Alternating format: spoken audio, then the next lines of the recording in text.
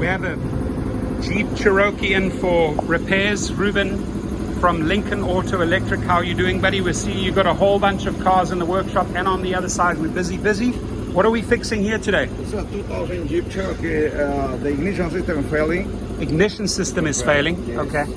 So we have to diagnose it and put some charge in the battery in order to... Oh, you'll run a diagnostic and then take care of the repairs. If you have a Jeep Cherokee or anything of that nature, old or new cars, we fix them all. Come on down to Lincoln Auto Electric. We've been in business for 40 years. Meet Ruben and Nicholas. Thank you, Ruben.